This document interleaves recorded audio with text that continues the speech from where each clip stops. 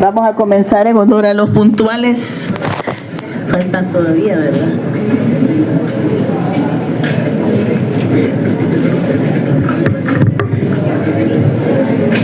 Faltan 2 minutos. Vamos a esperar un momentito.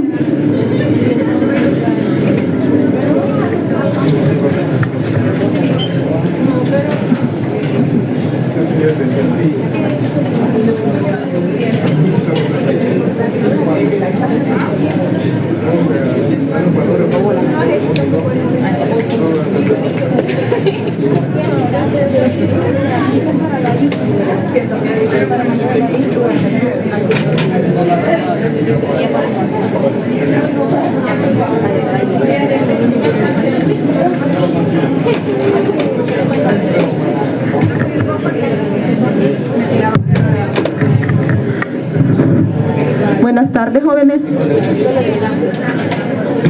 ¿Se escucha hasta allá atrás? ¿Me dicen, por favor? Sí, ok.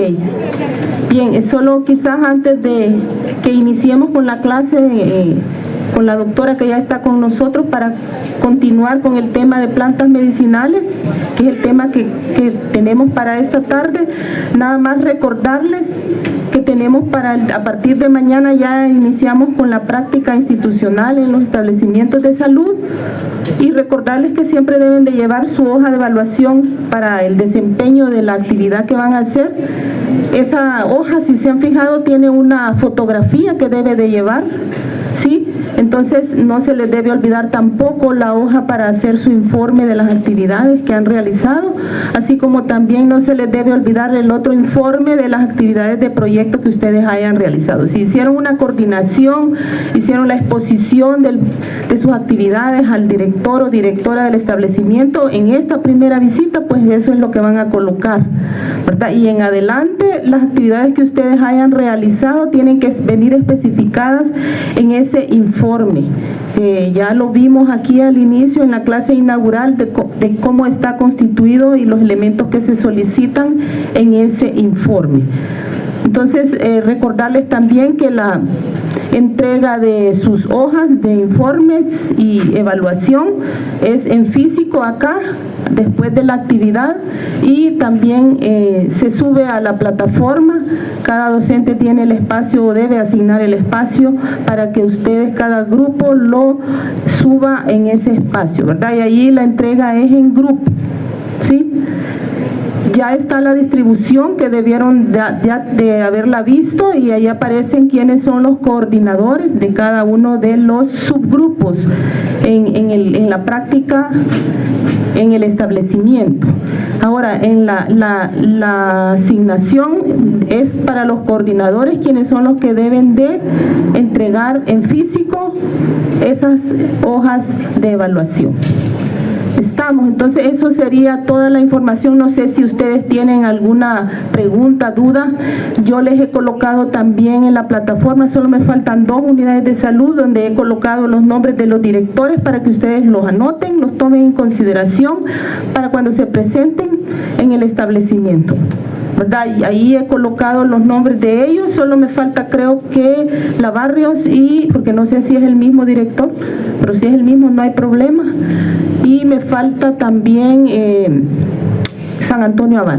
Son las únicas 2 que tengo pendientes. El resto ya están ahí los nombres para que ustedes revisen. Bueno, entonces eso sería la información que tengo. Vamos a pasar entonces a la clase con la doctora Polanco de Bonilla, para no quitarle más tiempo.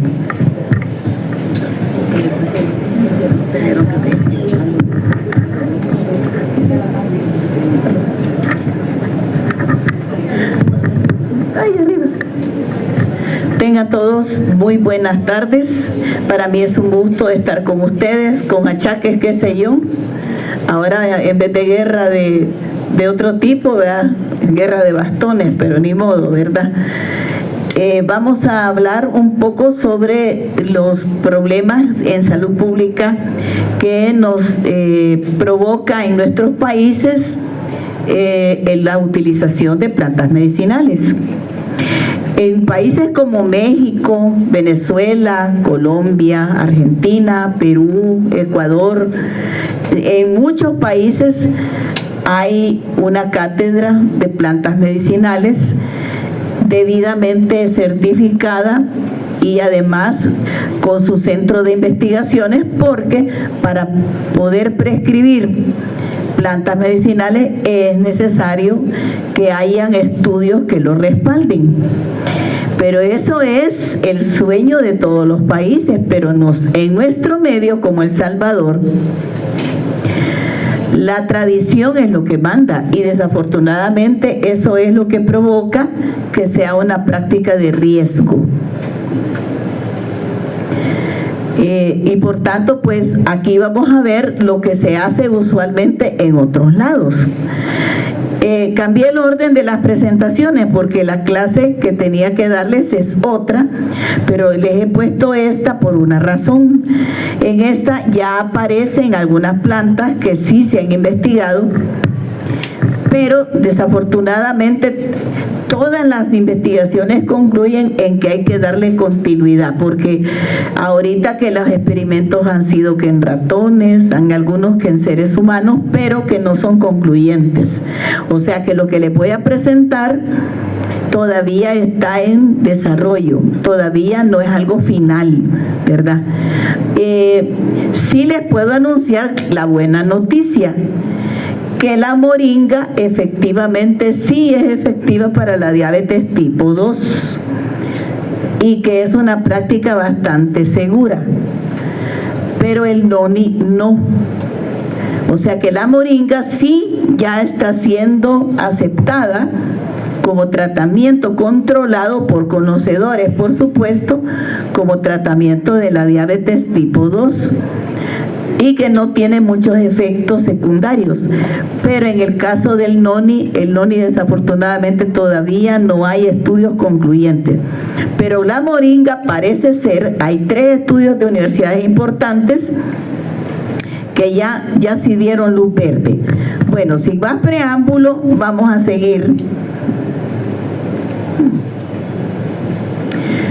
En primer lugar, nosotros tenemos que el problema en salud pública de las plantas medicinales afecta alrededor del 70% de la población que utiliza las plantas medicinales. O sea que se ha visto que hay una buena cantidad de personas que están utilizando plantas, desafortunadamente sin supervisión médica, y es también porque los médicos no sabemos nada de plantas también, porque por ejemplo en la facultad les damos esta clase pero no profundizamos más, y a nosotros tendría que darnos cátedra química y farmacia que tiene más avances que nosotros, aunque yo les voy a decir una cosa, entre los médicos tanto de nuestra facultad como de otras, no siempre aceptan a las plantas medicinales como una alternativa de curación.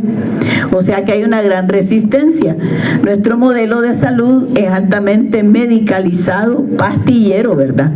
Y de connotación biológica. Entonces, eso es lo que explica por qué no hay mucho interés.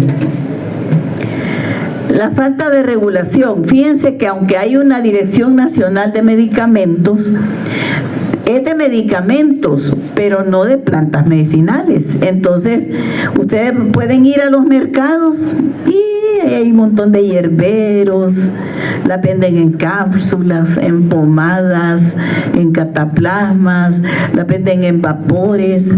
Bueno, en el centro histórico de San Salvador, déjenme decirles que hay unos puestos de venta de plantas medicinales. Ustedes pueden ir a tomar fotos y que son una cantidad de frascos de todas las combinaciones imaginables que ustedes puedan tener.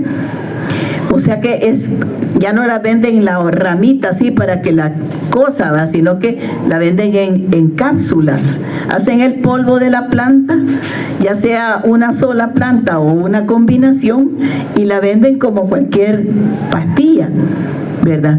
Y esto es porque las cápsulas son las más aceptadas. No es la presentación mejor, pero es la más aceptada. La otra cosa importante son las interacciones peligrosas. La combinación inadecuada con medicamentos convencionales puede causar hemorragias, crisis hipertensivas o hipoglicemia severa. Yo quiero decirles algo. A veces hay personas que le pasan como le pasa a un amigo que le voy a contar el domingo. Me dice un amigo que tiene piquetazos en los ojos y que no ve bien. Eso aquí en Rusia, en Bélgica, en Austria, donde sea, puede ser síntoma de un glaucoma. Un glaucoma es un problema de presión intraocular. A veces es secundario a la crisis hipertensiva y a veces es algo propio del ojo. Entonces yo le recomendé, como claro, yo no puedo examinar el ojo si no tengo un oftalmoscopio, ¿verdad? Para ver qué pasa, a ver si tenía edema, si tenía sangramiento, cómo tenía la fobia, la mácula, etcétera, si tenía relación arteria-vena normal, todo eso hay que saberlo, ¿verdad? Para hacer un fondo de ojo. Y quiero decirles que esa es una de las cosas más útiles que podemos hacer, aprender a hacer fondos de ojo. Bueno, entonces le dije yo, mire, váyase donde un oftalmólogo que lo examine, porque si usted no va, tiene riesgo de perder la vista. La pérdida de vista por glaucoma es algo impactante, ¿verdad? Y es algo que se puede prevenir. Se hace una operación cuando es de ángulo estrecho, o hay ejercicios y gotas para los que son de ángulo abierto. Entonces, todo eso hay que saberlo. Pero si presenta un edema de alto grado, ahí no es de andar vacilando. Si se tiene que operar, hay que operar. Entonces, me dice él, voy a ir el lunes tal vez al seguro, me dijo, y si no, de todos modos voy a empezar a tomarme un ajo. Y le digo yo, ¿qué? Un ajo. Miren, el ajo no le va a quitar la presión alta a nadie, y del ojo peor. Entonces le volví a insistir para que vean la manera de pensar de nuestro pueblo. No, me dijo, si el ajo es bueno. Puede ser, pero para que el ajo le haga efecto en la crisis hipertensiva, debe de ser el aceite de ajo y en alta concentración. Y es más, no todas las hipertensiones responden igual, porque hay varios tipos de hipertensiones y no todas van a responder al mismo tratamiento. Entonces le volví a insistir, mire, vaya a consulta con el oftalmólogo, le tiene que examinar el ojo, porque si no usted va a perder la vista. Yo les quiero contar, yo me hago mi chequeo año con año de la vista. Soy diabética y soy hipertensa. Y el doctor que me vio hace poco me cambió los lentes y me dijo, úselos permanentes porque usted ya tiene catarata en el ojo izquierdo, y si no usa los lentes pierde la vista. Ahorita vamos a trabajar, me dijo, para quitarle la operación. No le dijo a una sorda, vénganse los lentes y ya no me los quito. Yo me los ponía solo para leer. Entonces tengo el ojo izquierdo dañado. El ojo izquierdo lo tengo dañado desde que estaba pequeña, porque recibí un golpe directo. Me cayó un objeto pesado. Entonces ya tenía el daño de por sí. Entonces, pero créanme que perder la vista tontamente por no hacer caso es absurdo. Entonces, ojo con eso. La otra interacción peligrosa que les quería mencionar es que hay gente que anda tomando cápsulas de canela o de cúrcuma o de jengibre y al mismo tiempo está tomando anticoagulantes. Esta persona puede sangrar. Y puede sangrar porque la canela tiene propiedades anticoagulantes. Lo mismo el jengibre, lo mismo la cúrcuma. Además de que si hay una persona que tiene reflujo gastroesofágico, se lo agrava. Entonces, pero hay que saber para no caer en esos errores. Entonces, cuando una gente va a pasar consulta, usted le tiene que preguntar, ¿está tomando algo para su problema? Porque lo que mucho me temo es que si usted no lo pregunta, usted no lo va a saber y va a cometer un error. ¿Está claro eso?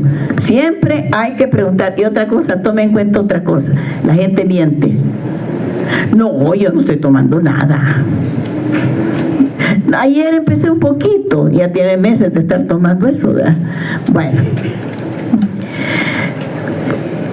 Plantas para hipertensión, riesgos cardiovasculares. El espino blanco dice potencia los efectos de digitálicos antihipertensivos y puede causar hipotensión severa, o sea, le baja la presión de un solo y le causa problemas.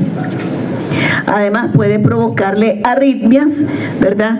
Hay una referencia ahí, European Medicines Agencia Assessment Report on, ahí dice 2016, o sea, es el estudio que respalda eso. Luego tenemos el ajo, famoso, ¿verdad? Aumenta el riesgo de hemorragias con anticoagulantes, interactúa con la warfarina y la aspirina, mire. O sea que por eso es que no hay que alentar prácticas sin saber, porque ya estas son investigaciones serias que nos advierten que los problemas se pueden hacer más graves. Muérdago. El muérdago tiene un riesgo cardiotóxico en dosis altas, puede causar bradicardia severa y colapso cardiovascular.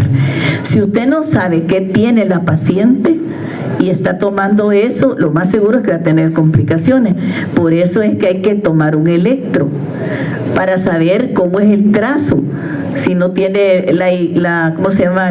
Cómo tiene la onda P, como la T, la Q, la R, la S, si tiene la distancia adecuada, si no tiene cabalgamiento, si no tienen inversiones. Fíjense que el electrocardiograma es uno de los estudios que debemos hacer, que debemos aprender para poder tener claro el problema que puede tener un paciente. Plantas para diabetes, peligros metabólicos. Bueno, aquí mencionan uno que se llama Gymnema silvestre. Tiene un riesgo crítico, puede causar hipoglicemia severa cuando se combina con insulina o metformina. Requiere monitoreo glucémico. O sea que esta planta, que aquí no es conocida, yo anduve investigando si tenía algún nombre típico, se llama Gumor se llama, pero aquí no hay esa planta. Sin embargo, la han investigado bastante y sí baja el azúcar, pero el problema es que si se combina con metformina o con insulina, el paciente se va a desmayar, le va a dar una hipoglicemia crítica y es bien difícil manejar eso. Luego tenemos el melón amargo, Momordica charantia, tiene un riesgo crítico, es un potente hipoglicemiante, casos reportados de coma hipoglicémico en pacientes diabéticos. O sea, bajan la glicemia, pero el problema es que lo hacen demasiado exagerado, y si lo combinan con medicamentos farmacéuticos, con fármacos, van a tener problemas. Plantas analgésicas, toxicidad hepática y renal. Miren, ahí está el sauce blanco, que contiene salicilatos naturales, riesgo de síndrome de Reye en niños y hemorragia gastrointestinal. Además, si se combina con anticoagulantes va a tener problemas también, ¿verdad? O sea que, de hecho, del sauce blanco se pueden sacar los salicilatos. El ácido salicílico aspirina que nosotros conocemos es un extracto natural de esa planta. La cúrcuma, hepatotoxicidad en dosis altas, aumenta riesgo de cálculos biliares. Miren qué interesante. Además, puede causar obstrucción biliar en pacientes predispuestos. O sea que si una persona ya tiene cálculos y toma esto, está potenciando que le ocasione obstrucción de los conductos que secretan la bilis. La cava, que se llama Piper metisticum, esta cava es un tipo de pimienta. Es un tipo de pimienta, no recuerdo que le llaman cava común y corriente, pero la verdad es que se usa más que todo para cocina, pero no en nuestros medios porque no es muy conocida. Prohibida en varios países por hepatotoxicidad severa, casos de fallo hepático fulminante requiriendo trasplante. Miren, abajo de todo esto están las citas bibliográficas, porque nada de lo que yo les diga puede ir sin ningún fundamento científico. Tengo que decir de dónde lo obtuvimos. Plantas sedantes de presión del sistema nervioso, la valeriana. Fíjense que incluso la farmacia San Nicolás tiene una que se llama, a ver cómo se llama, Nerviosil creo que se llama, y tiene valeriana, floripondia y no me acuerdo qué más, ¿verdad? Entonces, tal vez ellos han logrado procesar el principio activo en bajas dosificaciones, pero la valeriana, que usted la puede encontrar como zacate en su jardín, es peligrosa usarla porque usted no sabe cuánto hay que utilizar para que sea una concentración terapéutica y que no sea concentración tóxica. Dice, potencia efectos de benzodiazepinas y alcohol, riesgo de sedación excesiva y depresión respiratoria en combinación. La hierba de San Juan, Hipericum perfumatum, es un inductor potente de citocromo P450, reduce eficacia de anticonceptivos, warfarina, digoxina y antirretrovirales. Fíjense que yo he tomado la hierba de San Juan porque en dosis adecuadas es sedante y relaja el sistema nervioso. El problema es cuando se pasa de la dosis terapéutica, es decir, cuando hay abuso, cuando las personas en vez de tomarse una cápsula se toman 3 de un solo viaje, va a tener problemas. O sea que a dosis terapéutica es muy útil, pero cuando hay abuso hay problemas. Plantas con toxicidad sistémica grave. Tenemos la consuelda, que contiene alcaloides hepatotóxicos, causa enfermedad veno-oclusiva hepática y cirrosis. Se ha utilizado el uso externo. La consuelda se usa acá en El Salvador en emplasto, cuando hay dolores articulares, cuando ha habido algún esguince. La planta se deshace o alguna gente la pone a freír y así calientita la pone y en realidad cae bien. El problema es ingerirlo, ¿verdad? Ya ingerido, el efecto pues es negativo. La efedra es un estimulante cardiovascular potente, causa hipertensión, arritmia, infarto y accidentes cerebrovasculares. Está prohibida por la FDA, es decir, por la Federal Drugs Assessment, etc. Recomendaciones para la práctica clínica. Bueno, en primer lugar, nosotros tenemos que tener una anamnesis completa. Preguntar sobre el uso de plantas medicinales, lo que decíamos, suplementos, productos naturales en cada consulta médica. Es decir, nosotros tenemos que preguntarle a la gente si ha tomado algo, porque a veces sucede que uno está tomando algo creyendo que hace bien y resulta que con la medicina que el médico nos da nos va a provocar un daño, ¿verdad? Cuando yo estaba embarazada de mi único hijo, por cierto, el doctor me dijo, mira, si tomaste de manzanilla, no tomes mucho, porque si no es mono, solo dormido va a pasar. Y dormir demasiado causa problemas neurológicos en los niños, ¿verdad? Ahora se sabe que con tantos niños que tienen problemas neurológicos, es posible que algo de la medicina tradicional haya tenido que ver en los pacientes. Evaluación de riesgos, identificar posibles interacciones con medicamentos prescritos y contraindicaciones según patologías del paciente. Fíjense que incluso con el paracetamol o acetaminofén, los ginecólogos están tomando decisiones importantes, cambiando la utilización en las embarazadas, ¿verdad? Entonces es importante que nosotros estemos actualizados y por eso también es bueno que hagamos revisiones de plantas medicinales. Por ejemplo, en nuestro medio, yo oía por ahí preguntar, mire, ¿cuántas plantas medicinales tenemos que buscar?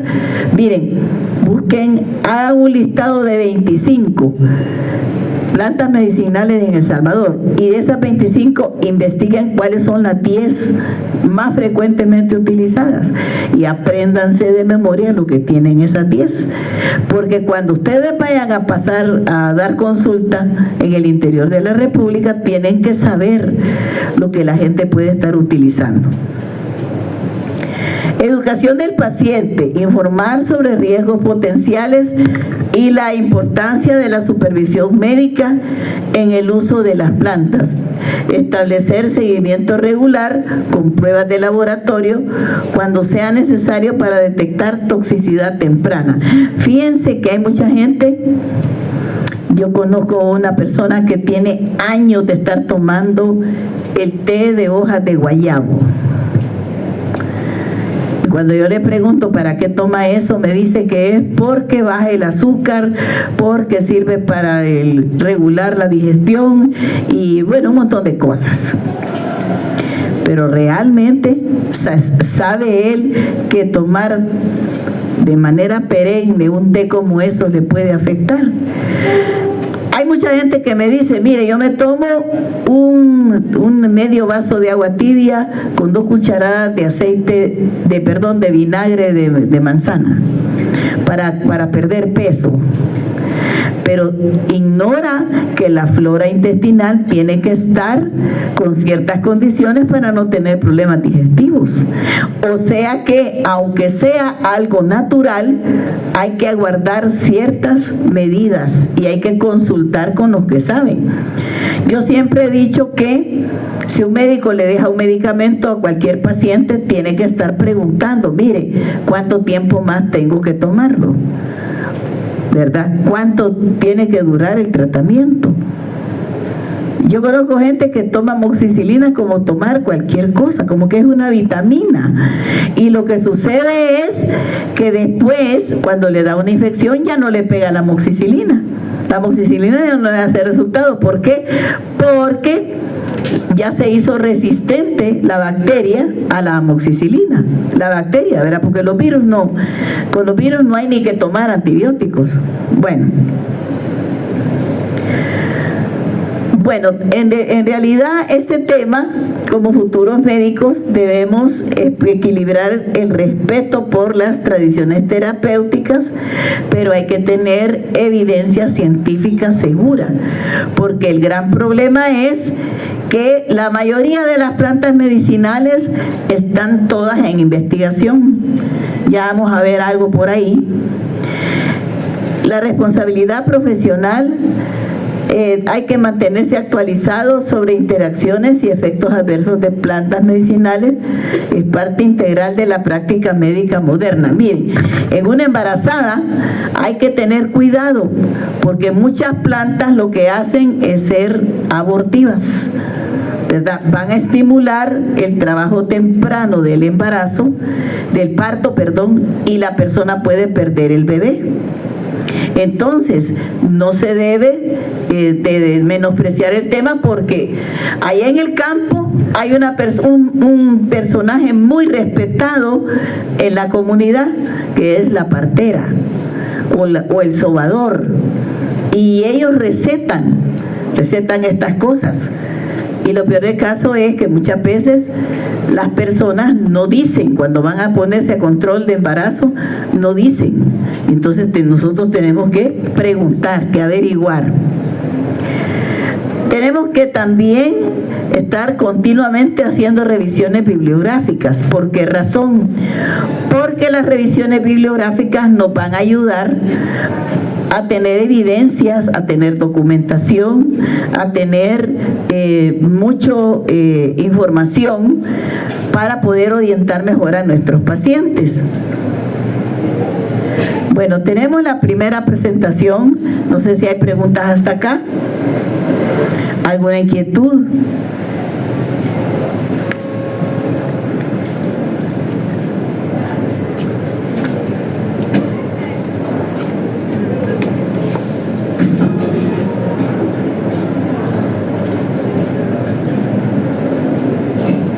Bueno, tal como hemos visto, el uso de plantas medicinales, si se usan adecuadamente, van a ser, van a ser una ayuda, pero si no se conoce mucho sobre el uso, vamos a tener un problema. Lo recomendable es que ustedes hagan una investigación a nivel local, no con la gente así entre ustedes en las colonias, no.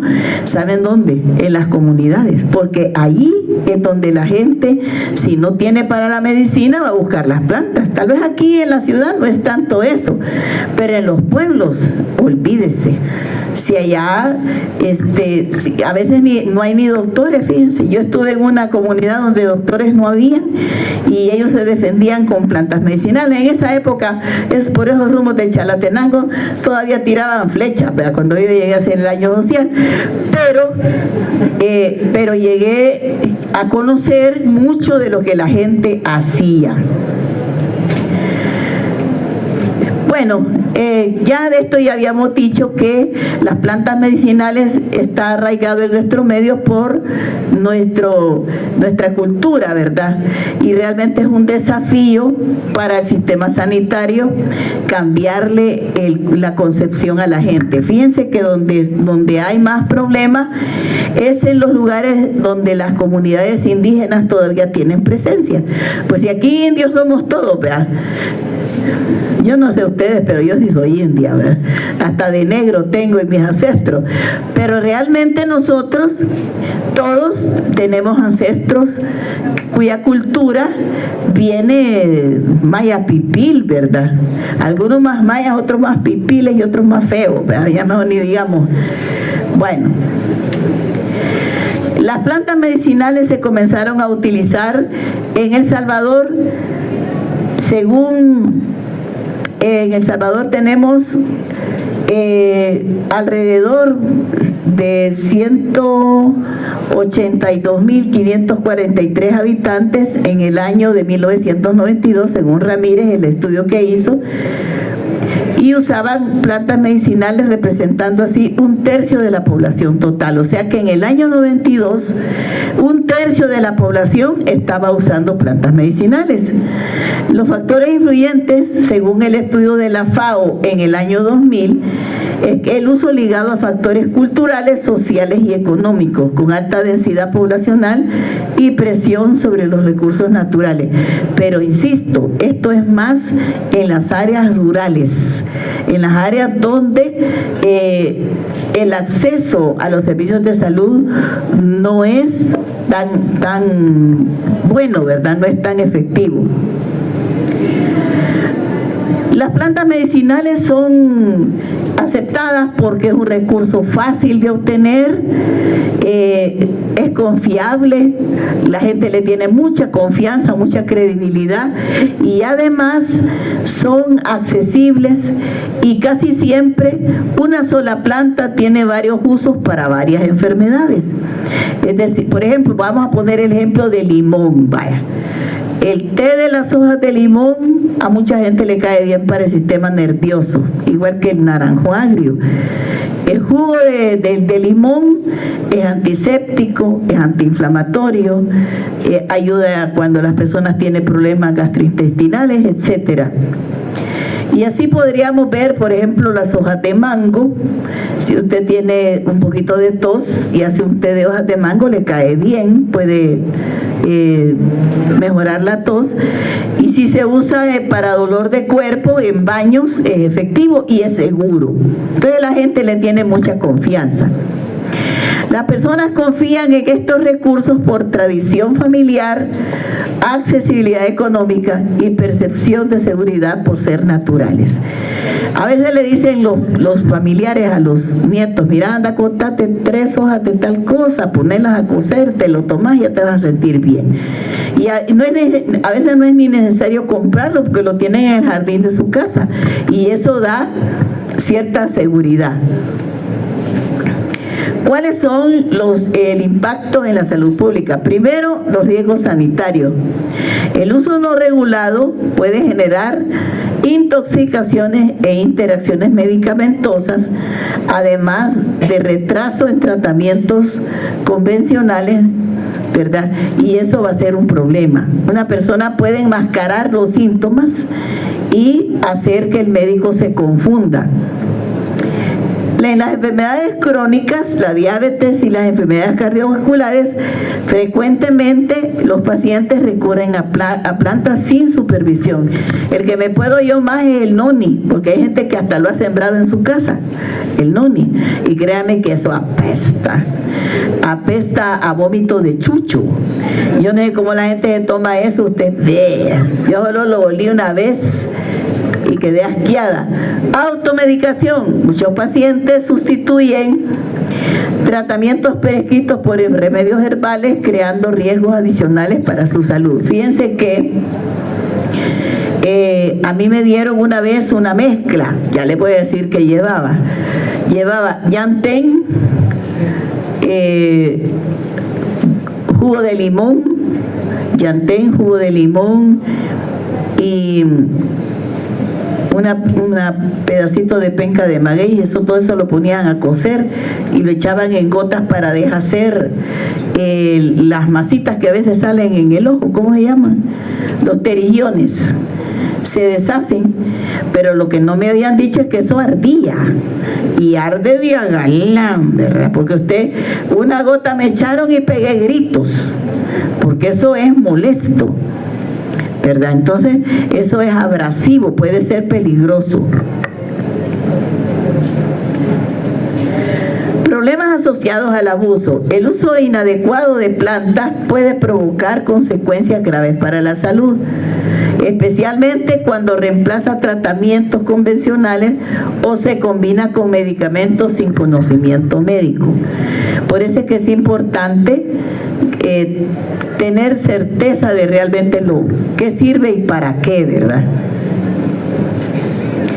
Riesgos de uso inadecuado, problemas de dosificación, dosis imprecisas y falta de estandarización en la preparación de remedios caseros.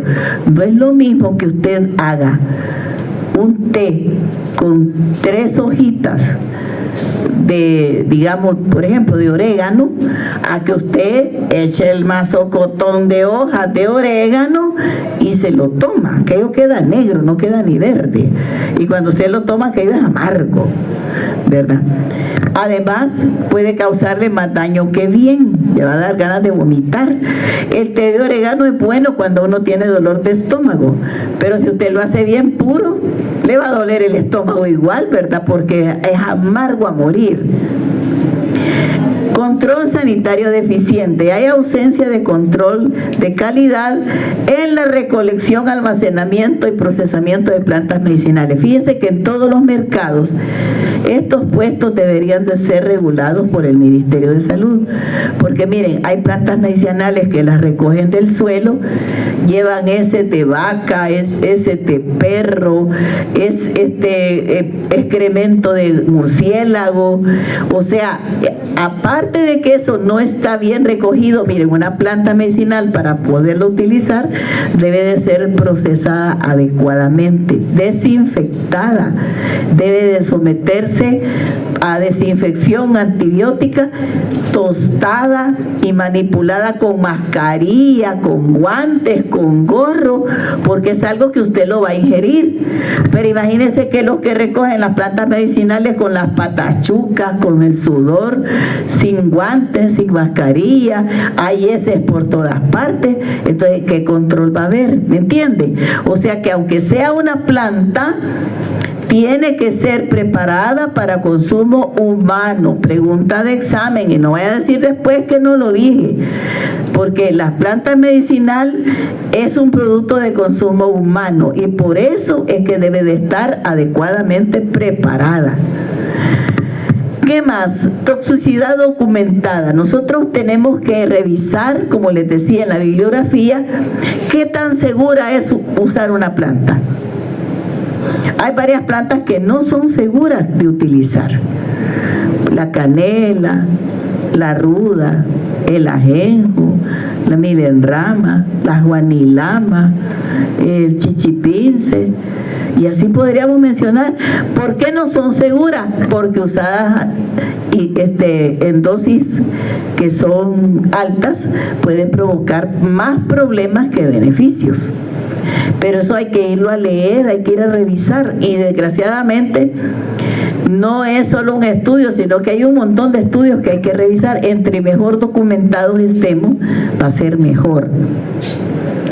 Desinformación, creencias populares sin base científica aumentan complicaciones clínicas y retrasan tratamientos efectivos. Miren, durante la pandemia yo me pegué unas peleadas con un montón de gente bruta, perdónenme la expresión, 5 gotitas de lejía en un vaso con agua y jugo de limón y eso le va a quitar el COVID. Sí, ¿cómo no? Fueron a dar con hemorragia gástrica al hospital sin COVID, pero todos hechos pedazos del intestino. Miren qué bonito, ¿verdad? Entonces hubo un montón de gente que se inventó a la maravilla, ¿verdad? Gotas de mercurio. El mercurio es tóxico. Es tóxico, ¿verdad? Un montón de gente que se inventó tanta tontería. Bueno, y había una doctora, el colmo, una doctora que era doctora en biología, que ella dijo que que como los médicos no la queríamos, que por eso la estábamos marginando. No, hombre, si esa señora mandó al hospital a un montón de gente. Entonces, hay que tener mucho cuidado, ¿verdad? El abuso de plantas medicinales puede causar daños silenciosos. El consumo de plantas medicinales sin supervisión en concentraciones altas puede provocar daños a todo nivel. Especialmente hay 2 órganos blancos que sufren. Número 1, hígado. Y número 2, riñones. Y lo peor del caso es que solo tenemos un riñón, solo tenemos un hígado y 2 riñones. Y cuando nos fallan esos 3, es un problema, porque tienen que ver con el procesamiento de la purificación de nuestra sangre, ¿verdad? Algunas plantas contienen compuestos hepatotóxicos o nefrotóxicos que no son eliminados durante la preparación tradicional. Y esa es otra cosa. Imagínense, si tienen plantas medicinales y el suelo está contaminado por plomo, por mercurio, por químicos, eso todavía hace más grande el riesgo. O sea que las plantas medicinales deberían de ser cultivadas como quien cultiva un huerto hidropónico de vegetales para consumo humano, repito, porque si no es así, hay problemas que le pueden causar daño a los pacientes. Bueno, hay vacío formativo. Bueno, en las diferentes universidades y currículos este tema casi no se ve. En nuestra universidad, esta es la única cátedra que lo retoma.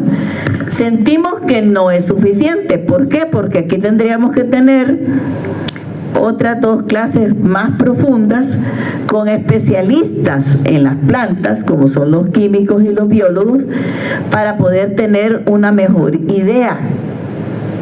Con esta materia lo que buscamos nada más es que ustedes tengan el cuidado y la inquietud de ofrecerle un margen de seguridad en el tratamiento a sus pacientes. Tenemos la obligación de hacerle ver que en la comunidad hay otros agentes comunitarios practicando la curación de pacientes que pueden estar utilizando esto y provocarle más daño que beneficio a los pacientes. Entonces, la obligación de nosotros es eso. No es convencerlos de que usen plantas medicinales, porque no es esa la intención, sino que si usted va a tratar pacientes, que sepa en la anamnesis qué es lo que ha tomado antes de consultar con el médico, o si ya consultó con otro digamos practicante de la medicina tradicional. Las instituciones sanitarias comienzan a reconocer la necesidad de abordar sistemáticamente el uso de plantas medicinales. Miren, esto es viejo. Desde los 80 vengo oyendo lo mismo, pero nunca hacen nada. Porque es la verdad, o sea, sí lo tenemos que pensar algún día, sí que algún día lo vamos a tomar en cuenta, y hasta han hecho reuniones y nosotros los de la UVE vamos, pero no pasan de lo mismo. En nuestro país no tiene relevancia como tema científico, solo la Facultad de Química sí ha hecho más exploración sobre ello. Es necesario pues que en El Salvador la regulación de medicina tradicional es incipiente. Hay otros países que están igual, ¿verdad? En Guatemala no, en Guatemala sí. Allá, por orden ministerial, hay incluso expertos en plantas medicinales capacitando a los médicos y hasta otros agentes en Guatemala, pero aquí en El Salvador no es así, ¿verdad? Desafortunadamente. Las políticas ministeriales, falta de inclusión formal de las plantas medicinales, o sea, aquí el ministerio nunca nos ha dicho, mire, prescriba orégano, manzanilla, lechuga, tomate, zanahoria, no, ¿verdad? Yo nunca he oído, tómese una zanahoria 3 veces al día, ¿verdad? Ni en los planes nutricionales. Entonces, eso no ocurre aquí en el país. Es necesario pues que se haga una integración pendiente. Entre las estrategias comunitarias y de salud pública debemos de buscar una coordinación interinstitucional, es decir, ver qué otras instituciones están haciendo algo al respecto del tema, ¿verdad? Antes habían Cooperación Italiana, que Prodere, que organizaciones agrícolas y de consumo, pero ahora ya tenemos ratos que no hay instituciones que estén velando por el uso de plantas o de cuestiones agrícolas, ¿verdad? La formación continua también es importante. Es importante pues que ustedes con esta clase no lo ven por visto el tema, no. Yo los invito a que vayan a buscar información, a que vayan a revisar más. El reto es que ustedes se hagan de un buen instrumental de información que les permita transmitir con más seguridad los conocimientos. Y les voy a poner un ejemplo. Hay un medicamento para las personas que tienen vitiligo. ¿Ustedes saben lo que es el vitiligo? Son las manchas que salen así.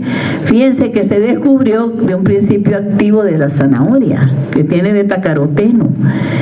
Y es antiinflamatoria, contiene flavonoides y toda la cosa. La zanahoria ayuda en el tratamiento del vitiligo.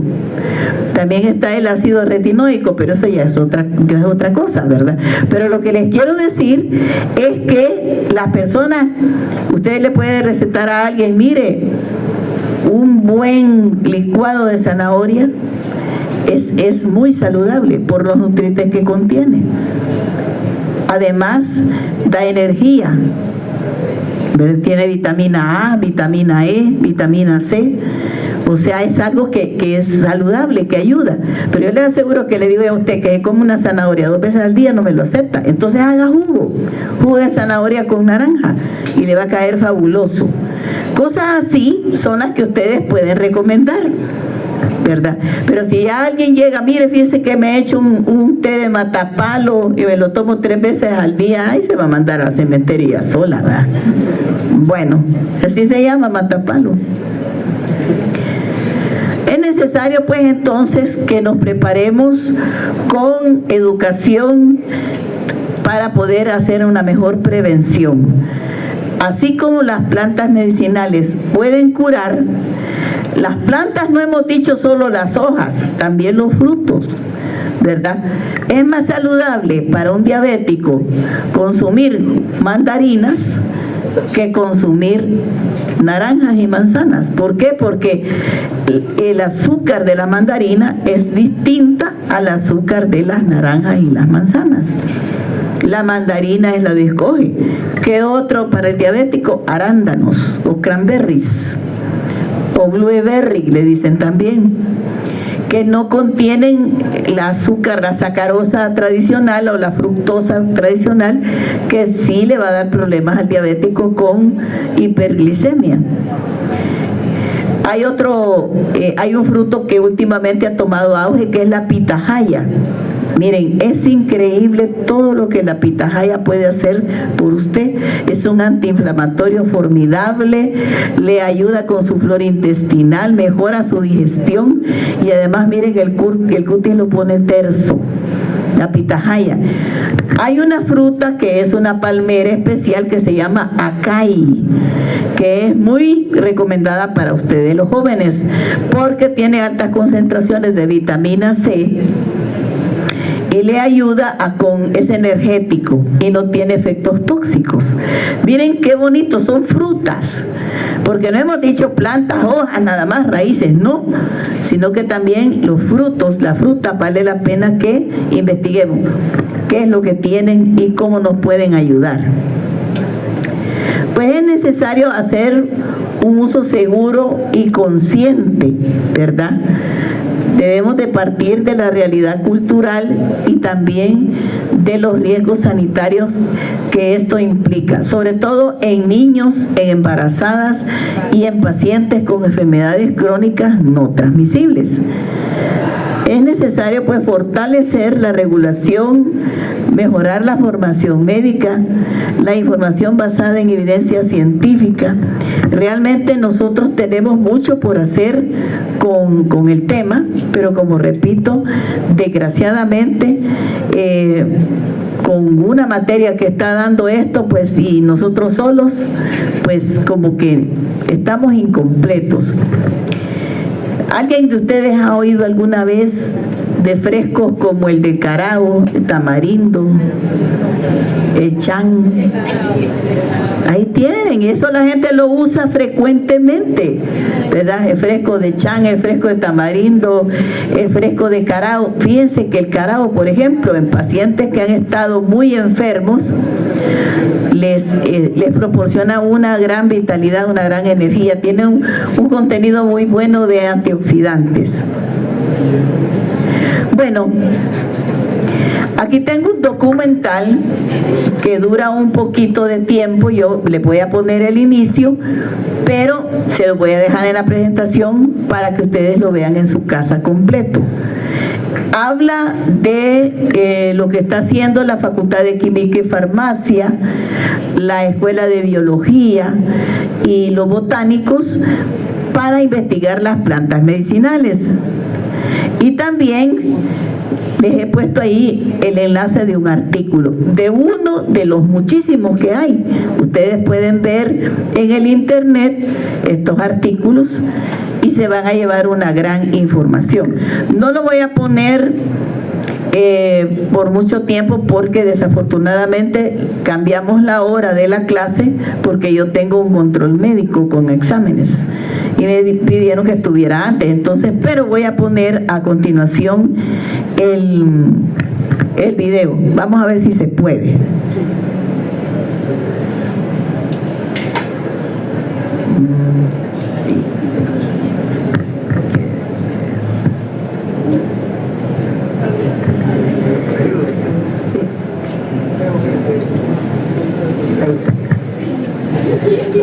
Y para el volumen, ¿cómo se hace?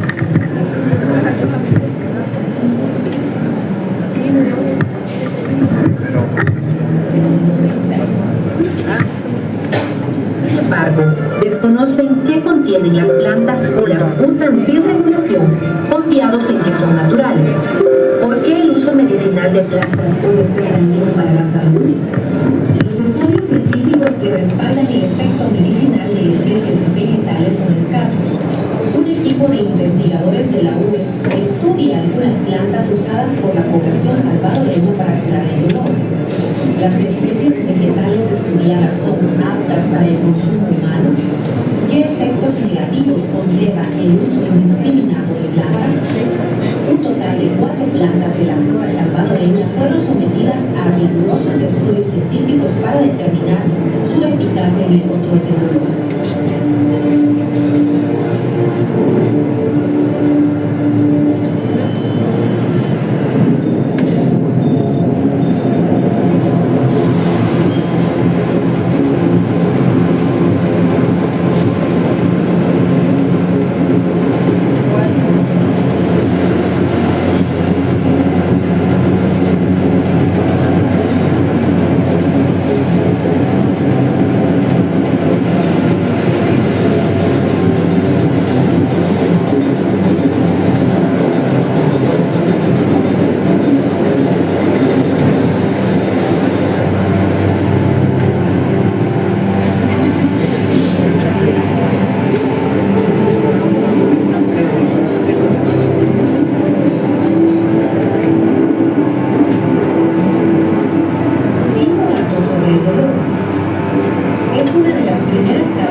consulta médica.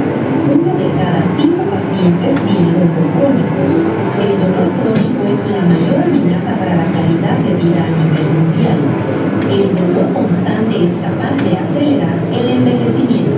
El dolor lumbar es una de las causas que más incapacidades ocasiona en el sector laboral. ¿Cómo se alivia el dolor? En tiempos ancestrales, el dolor se trataba con plantas medicinales. En la historia de la humanidad tiene reportes del uso de plantas para diferentes fines. En este caso, es muy evidente el uso de las plantas como alternativa para el tratamiento de enfermedades desde la presión. En la actualidad existen diferentes medicamentos para tratar el dolor. Se les denomina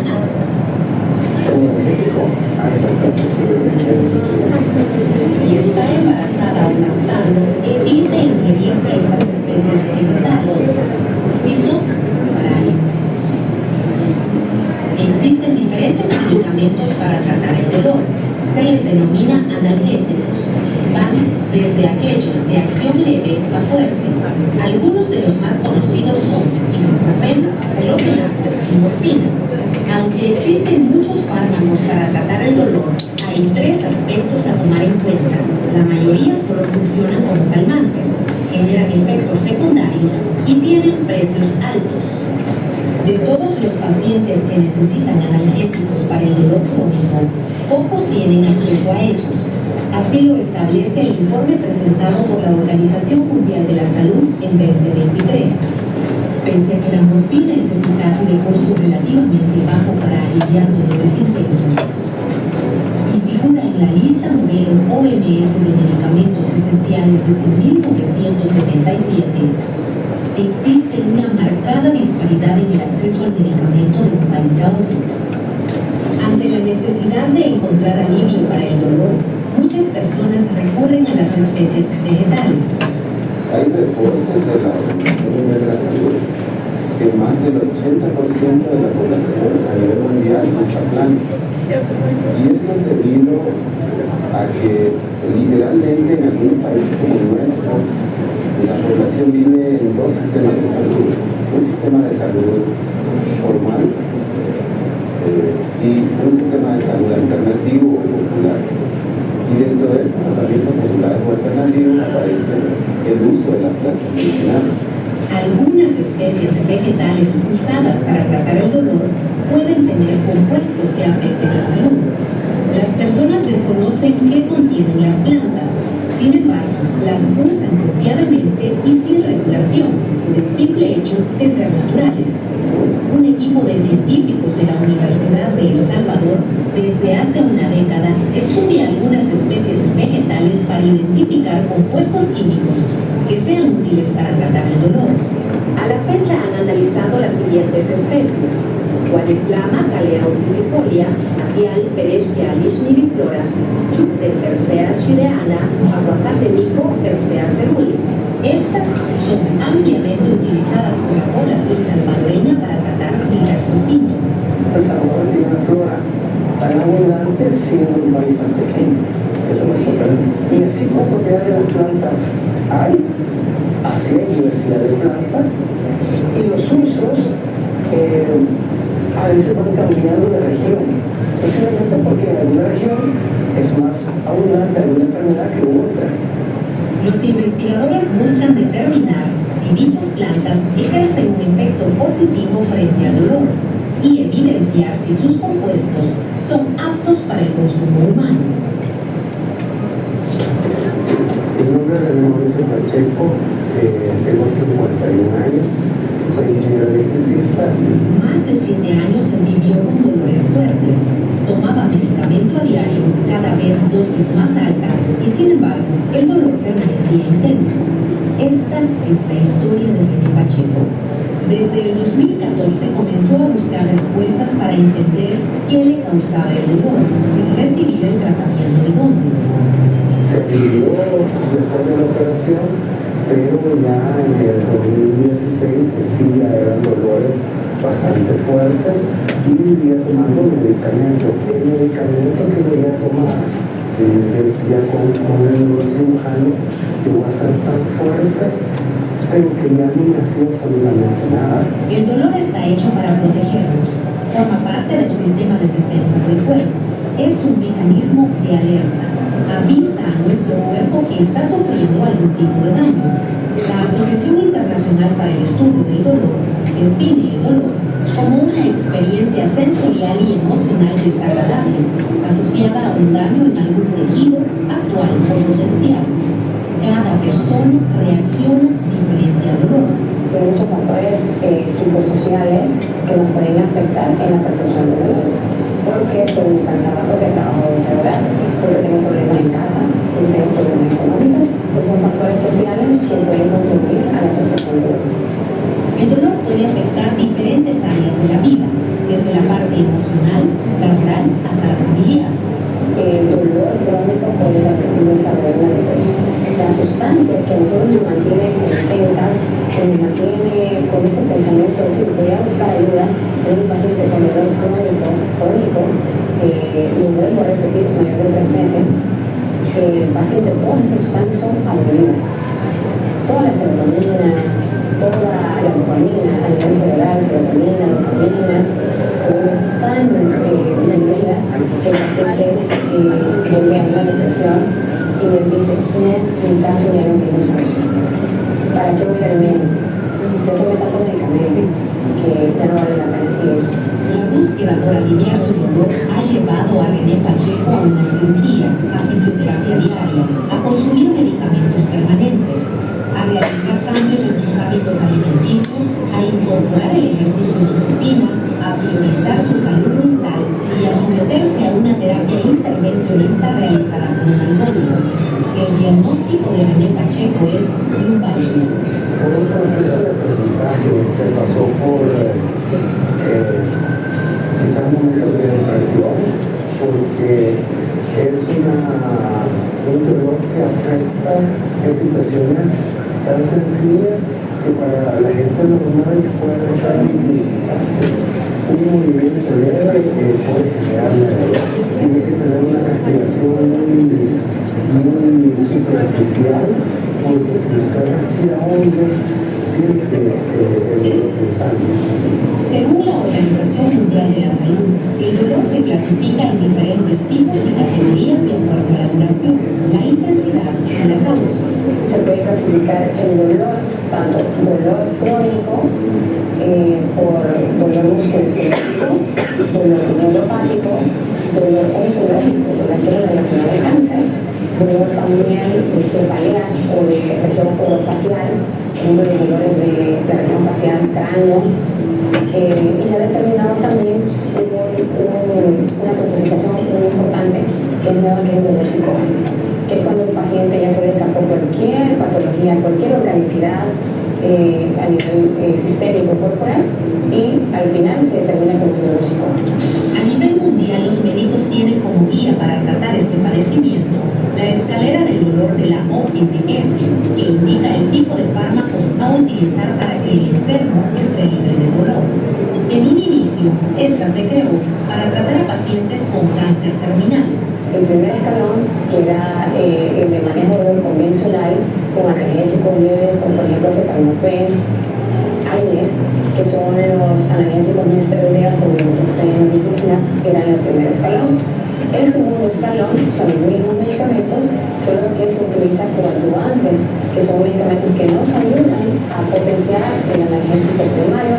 Pero ¿qué pasa? Que muchos pacientes, cuando se quedaban en el segundo escalón, resistían. Entonces podíamos avanzar al tercer escalón, que es el manejo ya de los niveles de potencia mayor. Eso quiere decir oxicodona, pueden utilizar otros analgésicos como metadona, entre otros. Y ya en el cuarto escalón, que es donde entramos nosotros como algólogos, es el manejo intervencionista. René Pacheco se ha sometido a una terapia intervencionista para el tratamiento de su dolor, es decir, lo atiende en el cuarto escalón. El tratamiento la primera semana es incómodo, ¿verdad? Porque prácticamente son cauterizaciones, pero la sorpresa es posterior a la primera semana del tratamiento, porque me permitió dejar de consumir medicamentos, ningún tipo de medicamento para el dolor, y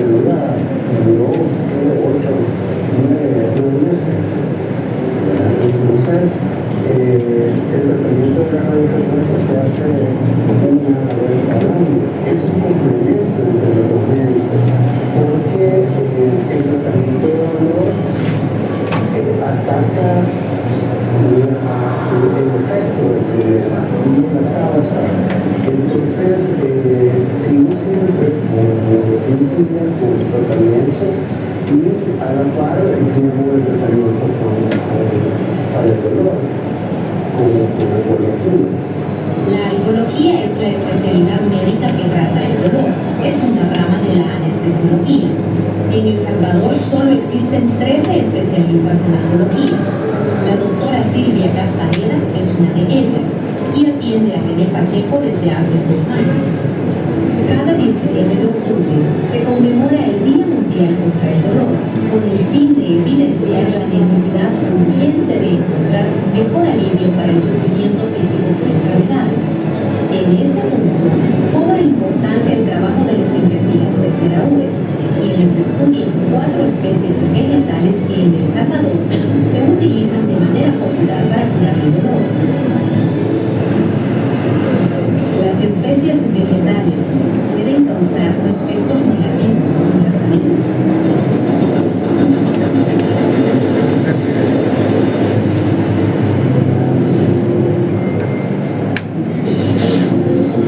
Muchas personas sin acceso a medicamentos siguen el conocimiento popular y recurren a las plantas en busca de alivio.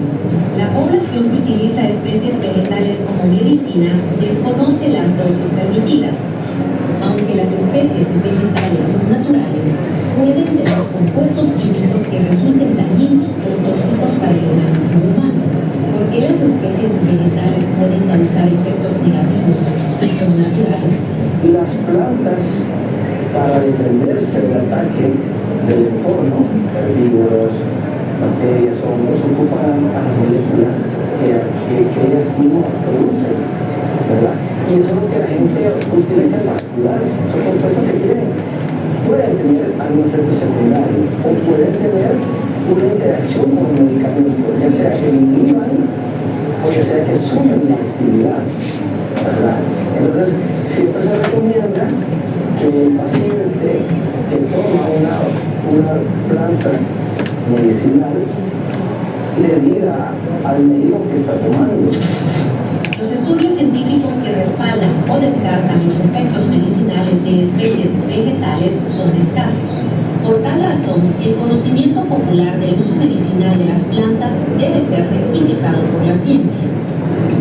Biólogos y químicos farmacéuticos de la UES desde el año 2014 estudian especies vegetales con el fin de encontrar compuestos útiles para curar el dolor. Durante una década, los profesionales han trabajado con 4 especies: Juan Islama, Calea urticifolia, es usada y se conoció como una planta cúralo todo, porque se emplea desde el tratamiento de diarrea, vómito, el dolor. Muchas personas la usan para enfermedades crónicas, en tratamiento para cáncer o también para la diabetes. Matías Pérez Vialis Multiflora.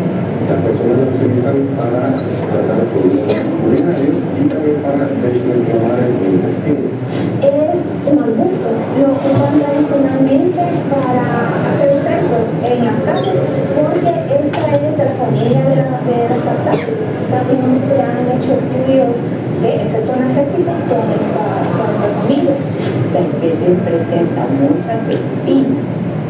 Entonces, cuando nosotros encontramos una especie vegetal que tiene espinas, le ponemos mucha atención porque esto cuida los compuestos. Una espinita le da un indicio de que la especie tiene compuestos activos o que puede servirle para algo. Judith Persea chileana. Al menos el grupo de se tenía ya el registro de que algunas especies de persea eran activas y por eso decidimos estudiar este compuesto. Aguacate Nico Persea celuli. Una especie que es un poco más extraña, al menos utilizada por la población. Esta es una especie de aguacate silvestre que también era una planta interesante de trabajar porque no presentaba estudios previos a nivel mundial. Estas 4 especies son utilizadas por la población como plantas medicinales para reducir el dolor. Sin embargo, existen pocos reportes científicos que comprueben si poseen propiedades analgésicas. El desarrollo de la investigación implica la participación de profesionales y estudiantes apasionados por conocer qué hay en las especies vegetales. Así hemos estudiado quizás con unas 5 o 6 especies vegetales en nuestras propiedades, haciendo un trabajo de colaboración, ¿verdad? Por ejemplo, con la Escuela de Biología, con el grupo del maestro Moreno, con Ciencia de Salud, a través del maestro Lea, ¿verdad? Del licenciado Guillermo, también compañeros de Paraguay, de la Asunción, también han participado en esta línea de investigación de emergencia, también en el grupo de México. El proceso de investigación inicia con la búsqueda de información de cada especie. Una revisión bibliográfica extensiva para determinar si la planta es sujeta o no de un estudio, si vale la pena o no, si creemos que tiene los metabolitos responsables de esa actividad, si ya hay reportes científicos, si hay reportes botánicos del uso popular. Nos ayuda a enfocarnos hacia dónde dirigir el estudio para contrastar el efecto terapéutico con una actividad biológica o un tipo de estructura química.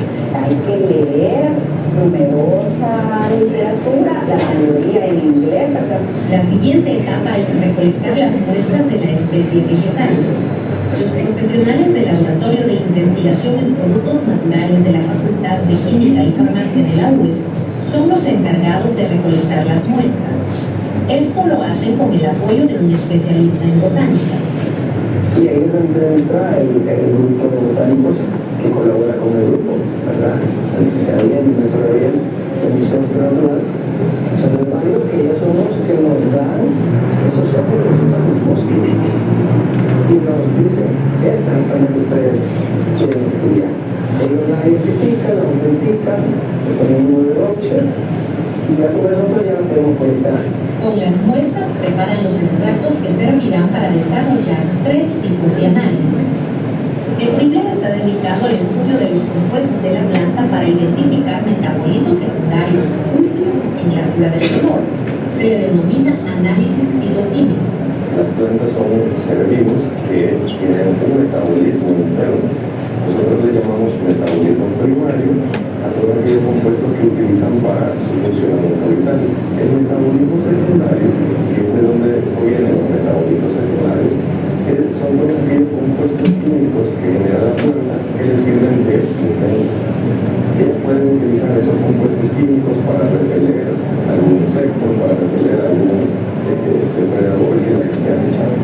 Esos metabolitos secundarios son los que a nosotros realmente nos sirven para tratar alguna enfermedad, tratar de matar algún parásito, alguna bacteria. El segundo análisis lo realizan para determinar si las 4 especies vegetales calman el dolor.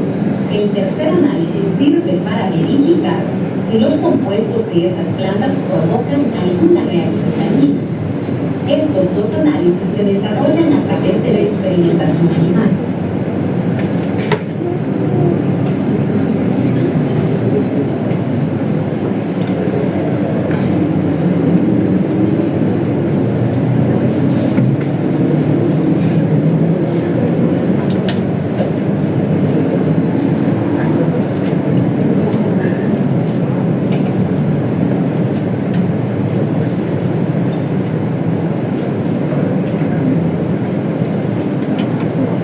Va a terminar, pero como ustedes pueden ver, va profundizando cómo se hace. Miren todo lo que hicieron con guantes, con mascarilla, en un laboratorio, con su gabacha.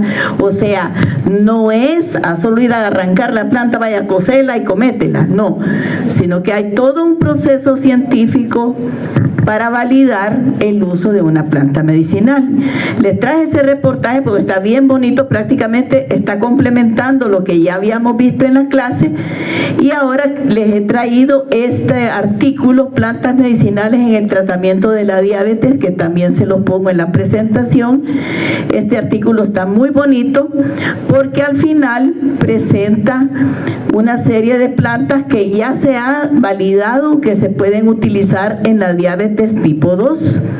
Al final hay un resumen de estas plantas. Miren, hay que leerlo todo. Fíjense que habla, por ejemplo, de la planta que les mencioné en la clase, que se llama la canela. Está también el diente de león, ¿verdad? Está también, déjeme ver,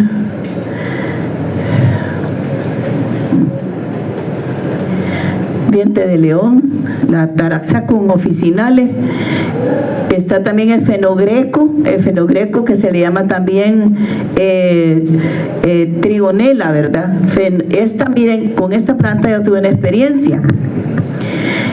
Llegó un señor diabético con el dedo pulgar, con una úlcera horrible. Mire, es que lo hubieran visto. Y en vez de darle tomado el fenogreco, hicimos una infusión y se la aplicamos al dedo. En el momento salió todo la secreción purulenta que tenía y se le quitó la inflamación, porque se usa más que todo en úlceras. Pero fue fantástico, mire, mejor que cualquier fármaco que yo me puedo, ¿verdad? Yo lo vi actuar. Sí es bueno para la glucosa. El problema es que causa una baja demasiado exagerada, ¿verdad? Está el fenogreco, hay más plantas aquí. Está también el ginseng rojo coreano. Ese no sé si ustedes ya lo han oído, incluso lo venden en té, lo venden en el Selectos como té, lo venden y es bastante seguro. Entonces, como ustedes pueden ver, este artículo está bastante interesante y bonito y les va a quedar también en la presentación. Bueno, no sé si tienen alguna pregunta. No sé si la licenciada Mati tiene algo que agregar. Por mi parte, eso ha sido todo. Muchas gracias por su atención y que pasen feliz tarde.